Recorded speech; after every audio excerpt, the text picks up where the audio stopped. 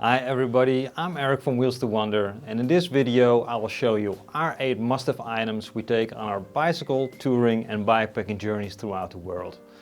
All the items have been extensively tested and have their own specific reason to be here on this list. I will sprinkle in lots of useful tips and tricks how to get even more value out of using these items, so let's start with number 1. Filtration. Clean drinking water is essential for health. Unfortunately, contaminated water can potentially lead to a range of discomforts and illnesses. When going out on adventures in the wilderness, rural areas or even cities, access to clean drinking water can be difficult depending on the circumstances. Water filters are an effective way to remove the most direct and harmful contaminants from the water, making it safe to drink. We used the Clouten Be-Free water filter, which we upgraded with the more sturdy Hydrapack Flux soft bottle. The Be-Free is a compact filter with special fibers that hold back the bad stuff while still keeping a nice flow rate. It couldn't be easier to use. With the bottle, you scoop up the water from the source, screw the filter on and you can immediately start drinking or fill up the other water containers you have. The cleaner the water is you put in, the better the filter keeps on working in the long run. Shaking the filter around in some clean water from time to time is an easy way to keep the filter clean. A top tip here is to never let your filter freeze because it may break from the water freezing and expanding. Putting it inside your sleeping bag when the temperatures plummet is a good way of preventing the filter from freezing. The Hydrapack Flux soft bottle is a more durable container than the one that Clouten offers with this filter. We use the original one as a lightweight backup and extra water container in case we might need that or something bad should happen to the Flux bottle. Number 2. Coffee. I know that for a lot of you a good brew is an essential need while out on tour. A tasty cup that is made fast and easy is the holy grail of making camping coffee. The question we got asked most on our videos is what is the coffee mugs you guys are using? And here it is. This is the Silas Hot Mug Cafetiere. It's a very straightforward and easy to use system, all contained in one simple form factor. You fill the mug with the dose of the ground coffee of choice or what you are able to find on the road. It's not always easy to find good quality coffee, but if you can, go for a coarser grind with this style of French press mug. I will get to that in a minute. Pour on boiling water and experiment with letting the water cool a little bit before pouring if the flavor isn't to your liking. Give everything a good stir and let it brew for at least 3 minutes. Go up higher for better possible results. When you determine the brew is done, get the strainer and press it down gently until you feel you can get no further, and enjoy your fast and easy cup of coffee. This type of coffee maker always lets through a little bit of the fine grounds. The coarser the grind will help you to have a cleaner cup in the end. If you are a coffee connoisseur, the best alternative for superior taste we tried is the AeroPress. It's a bit more cumbersome with extra parts to move around, but it's fairly easy to use when you get the hang of it. It uses dedicated filter papers, which make for a cleaner tasting cup in the end, but they might be difficult to source depending where you are in the world. There are special reusable filters available too. If you have some good coffee, the results can be really next level. We absolutely love the flavors we are getting out of this little press. Making coffee for 2 is always a hassle, so it's not really ideal for more than one person in need of the black gold. Number 3. Carrying.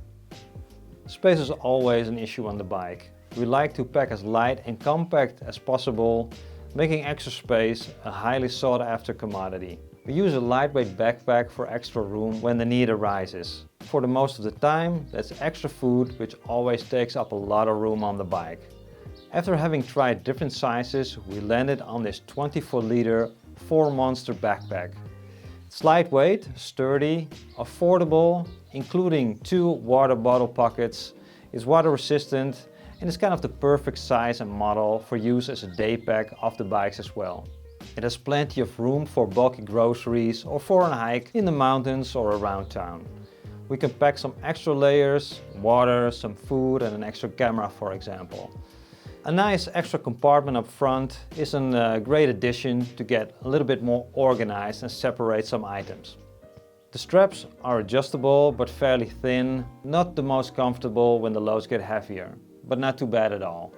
The only thing I don't like is the little stuff sack that is dangling on a thread inside the bag. Would have been nice to see a foldable pocket which could double as an extra compartment. We tested a smaller and a lighter, even cheaper option from Decathlon, and if you don't need that much space, there's a really easy recommendation. It's about 10 liters and it's a nice little bag, but for us just a little bit too small.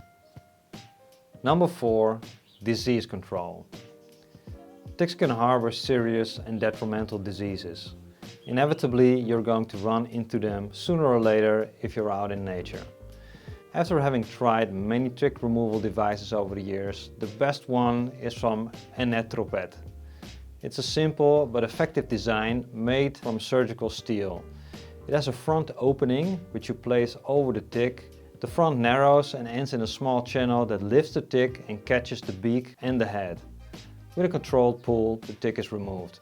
The key here is not having the tick spill its stomach contents, which is prevented by how this tool works. Good ways of minimizing tick bites are if you see signs of deer, be vigilant, avoid long grasses, ferns or similar plants ticks use to grasp onto their victims. Wear socks over your pants sleeves so it's harder for them to find your bare skin. And use a repellent to further discourage them from taking hold. I suggest check often when in tick country. We might do even up to full 2 body checks a day, and we check our legs and arms throughout the day as well. Number 5. Footwear. Of course you can use almost any kind of shoe to pedal on a bike. What I like is an all-around shoe that's comfortable and has lots of traction on uneven surfaces. We are cycling and camping in nature all the time, and there are often slopes and loose ground where there's a possibility to slip and hurt yourself. After having tested a multitude of shoe models, a trail runner is kind of the perfect type of shoe for me. Lightweight, flexible, easy to dry, great traction, it's great on and off the bike. My trail runners of choice are the Alta Lone Peaks, and ever since my step towards a zero-drop shoe, a must for me is a shoe with no race at the heel. The Lone Peaks also offer a wide toe box, which is great for toe splay, aiding in the normal ergonomics of the foot. I find they give just the right level of cushioning for all-day cycling and multi-terrain use. Essentially, these are beefy barefoot sneakers with great grip. They're a bit on the pricey side, and therefore I use them until they almost fall apart. I love them so much that I found a pair at a really nice discount, and I already have them ready to replace the old ones when they are done. Shoe fit is really personal, and there are many brands out there to try from. Maudi had good success with an affordable trail runner from Decathlon, so for a good pair of trail runners you don't necessarily have to break the bank. My tip here is to buy them half a size up. I like to wear them as a loose fitting sneaker that I can tie down when the needs be. And when it gets cold, you have some extra room to put a layer of socks underneath without the shoes cutting off the circulation by becoming too tight. Number 6. Sleeping and thermal layers. We love multifunctional items which work well in different functions. Because we're out for long periods, the weather is a constant factor, and being cold is next to being miserable. That's why we always carry a set of thermal underwear as a base layer when the inevitable time comes to put them on for extra warmth. What dawned on us is that they also make for the perfect pajamas. After having wrestled with different sleeping bag liners to keep our sleeping bags and mats clean from our sweaty skins, and wanted to add a bit more of extra warmth to the sleeping system, we came to the conclusion that they are more hassle than they are worth. We thought, why not use our thermal layers as pajamas and get way more use out of them than being stored away for those cold days. And they work better in our experience than the sleeping bag liners that always seems to get entangled while we twist and turn at night. The ones you see here are basic ones from Decathlon.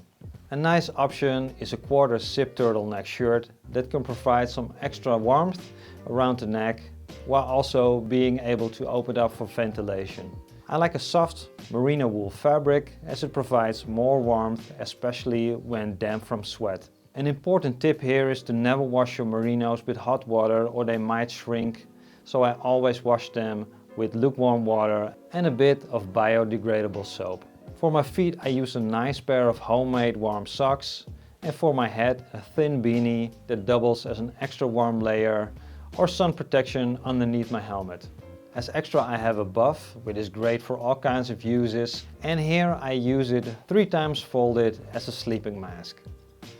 Number 7. Exercise.